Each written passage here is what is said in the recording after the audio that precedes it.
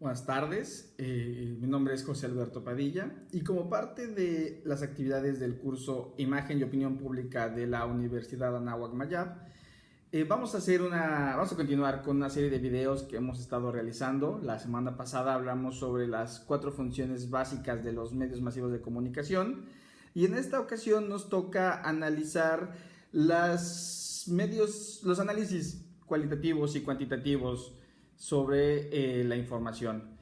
Durante todo este periodo del día sábado hemos estado analizando y leyendo diferentes tipos de análisis y de las escuelas, las dos principales escuelas que hay, que es la cualitativa y la cuantitativa,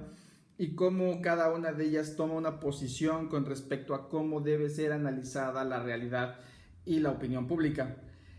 Parte de la actividad mencionaba que había que leer un texto en el cual se hace un análisis de las diferentes formas de discursos y cómo analizar las narrativas de la realidad social y de la opinión pública. Hay diferentes análisis, como el análisis cuantitativo del contenido, el análisis cualitativo del discurso, el análisis cuantitativo y visual de los medios, la ficción y las películas de la televisión y el análisis narrativo. En ese sentido había que escoger yo creo que escoger una, dos, casarnos con una sola es un error, ya que la realidad es muy compleja y no podemos cernirnos solamente a tener una visión con respecto al todo. En ese sentido, yo creo que lo que debemos desarrollar es el análisis del contenido visual de los medios, así como el análisis cualitativo del discurso. ¿Y esto por qué lo digo? Lo digo porque estamos viviendo, para los que nos vean fuera de México, México está viviendo ahorita un periodo preelectoral, ya en ciernes, en unas cuantas semanas iniciarán campañas para una de las elecciones más difíciles que va a tener este país en los últimos 20 años. Hubo que atender una llamada telefónica, pero bueno, retomando el tema y retomando las palabras que estábamos diciendo, México se encuentra próximo a un proceso electoral en el que vamos a ser bombardeados en los medios, ya en tanto televisión como en radio, así como en esta ocasión internet y redes sociales, sobre spots y mensajes políticos y posturas ante las propuestas de los diversos candidatos. En México ahorita se encuentra polarizado entre no una facción de derecha o de izquierda como tal, sino en dos tendencias que vienen siendo continuar con las políticas que se han venido dando desde 1988 o hacer un cambio radical encarnado en el candidato del Partido Morena.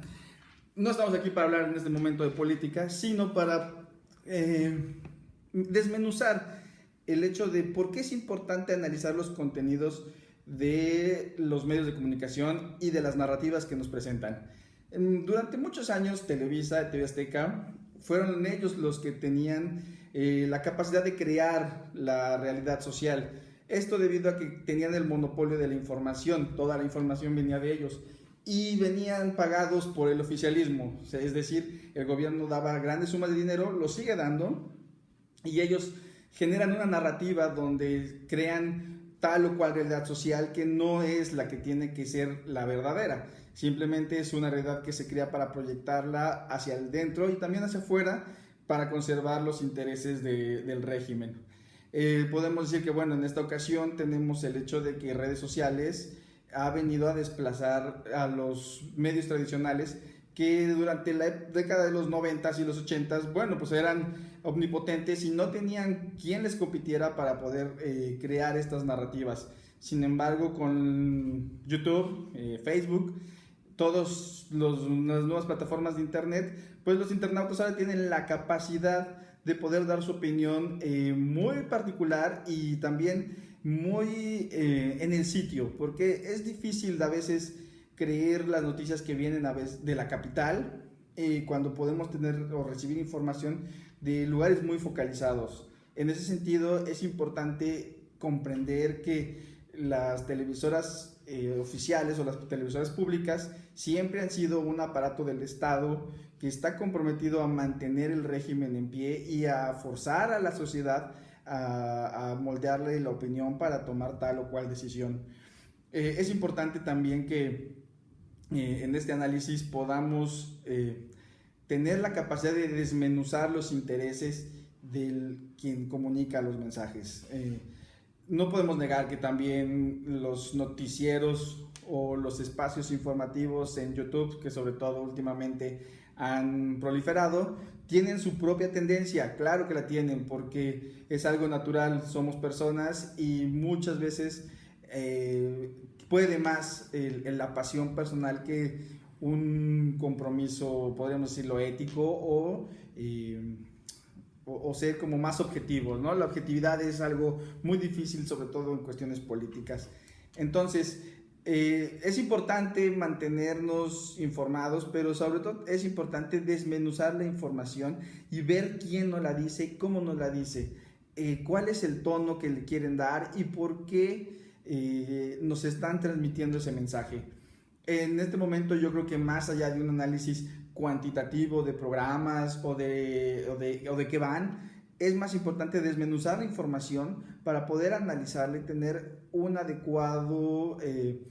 resumen para lograr un mejor entendimiento de lo que pasa. Yo creo sinceramente que así como podemos analizar a los comunicólogos de derecha, por ejemplo cito a Leo Zuckerman, podemos analizar a los comunicólogos de la derecha moderada, o de la izquierda moderada, perdón, como podría ser José Antonio Crespo, los de Primer Plano, y sacar las conclusiones que van, ¿no? Porque obviamente los dos grupos tienen su penetración, los dos grupos están ahí por algo y responden a intereses, algunos más obvios que otros. Sin embargo, la ciudadanía como tal debería aprender o deberíamos más bien, no debería, deberíamos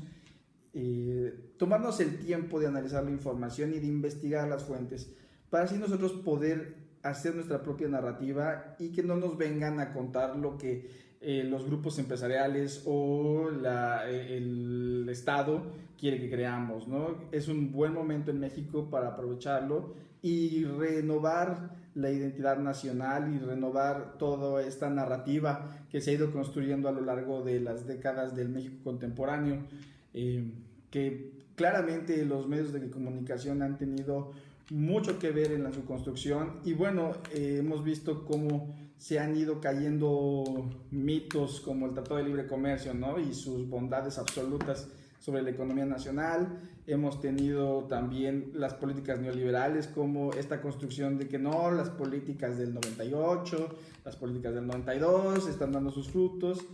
y es este sentido histórico donde la realidad misma está chocando con la narrativa y el discurso que se dio a través de los medios, la que nos hace cuestionar sobre la veracidad de estos medios y de que si vale la pena seguirles haciendo caso. Yo creo que aquí lo importante también es